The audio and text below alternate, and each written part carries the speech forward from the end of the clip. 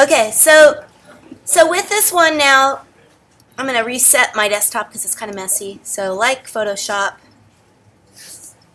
So with this exercise, it's kind of fun because the computer can lay colors across your design, different ones than you chose to start out with.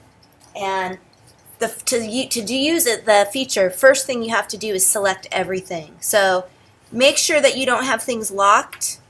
Unlock if you do. And then go to Object, or excuse me, Select, and choose All. Or you could choose All on Active Artboard too, if you have a bunch of stuff over to the side. Now, when we select things, we see the selection lines around it, so it makes it kind of hard to view the original artwork. So we're going to hide that selection. So we're going to go to View, and we're going to choose Hide Edges. That's going to hide the selection, although it's still going to be selected. So you'll have to remember to switch that back, or you won't know later on when you try to select things. It won't look like they're getting selected. Okay, now we're going to open up in Window, we're going to open up Color Guide. And you can go ahead and open up the Color Guide options. So you go to this little corner and say Show Options. Okay, so that's Window, Color Guide. And once you get it open, go to this little corner. It's the little arrow pointing downward with the lines. Choose Show Options. Alright, now first thing we're going to do is click into this little color wheel rainbow here.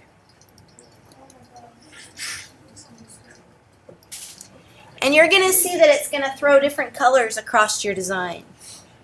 Now, if you want to set the original colors right here, see where my cursor is? Right next to where it says Color Group. Go ahead and choose that. Say Get Colors from Selected Art. And that'll throw it back to how it was.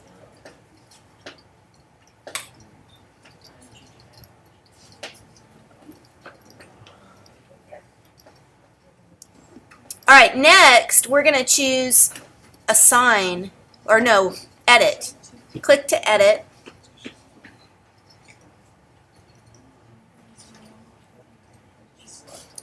And there's a few options here. As you click into these arrows, you'll see all of the color schemes. So we have analogous, analogous to. Monochromatic is basically a one color scheme. We have split complementary, complementary.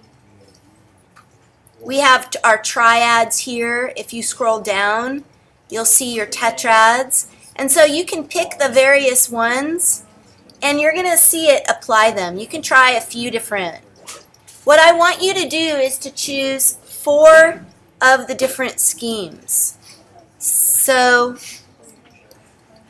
looking here, right, there are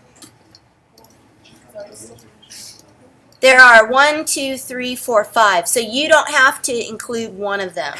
So you could do analogous, complementary, split comp, and tetrad and leave out triad. Or you could do triad, tetrad, split, analogous. But you've got to do at least 4 on different documents. So what you'll do is you'll do one, you'll save it, and I would save it as, change its name to its color scheme. All right. But now before you get out of that, actually let me go back. And you can also do this. As you choose to edit, you're in edit mode. You could also go here and you could limit the color group to colors in a swatch library. So say you really wanted those colors to be really bright and happy. You might pick Celebration. Or you might go to Color Properties and choose Bright. Or if you wanted soft or warm or light, I think that Color Properties is a really good option. So I'm going to go ahead and I'm going to try this as really, let's try really happy colors, right? I don't know. It goes into there. And then I can go in and I can go, all right, I want a triad. And then within the triad, you can spin and choose whatever scheme you want. You can pull the circles out to have different varieties of those colors.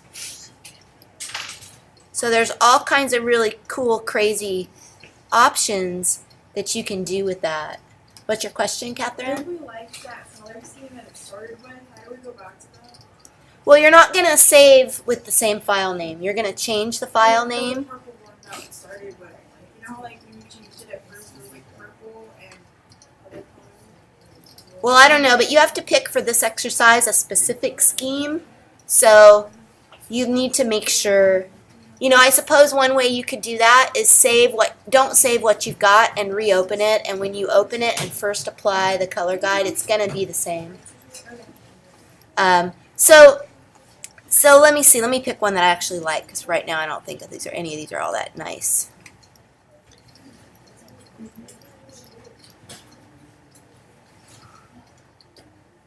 I'll try a tetrad.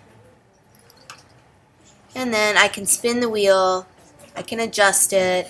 But notice it's locking the position, so it's controlling where they are on the color wheel, but letting you spin.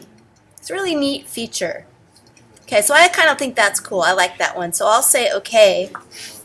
I'm going to save it. And in the name, I'm going to get rid of pattern design. I'm just going to save it with the color scheme that it is. And that was my tetrad. So I'll say T-E-T-R-A-D. And I'll save that. And then I'm going to open the original again, and I'm going to do the next one. I'll open the original again. I'll do the next one. I'm doing it 4 times.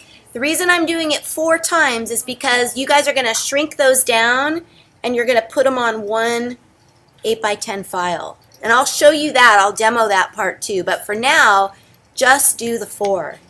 Yes? How did you get your color schemes to apply to your design? Oh, that's a great question. So as you go in there, right, and you're clicking in and you've picked what you like, then once you like it, you simply say, okay. But mine's not applying the colors at all. Oh, is your recolor art box checked right here? See this one? It's like grayed out. I'm gonna have to come over and see what's going on. I'm not sure what's happening with that, but yeah, it's doing something on.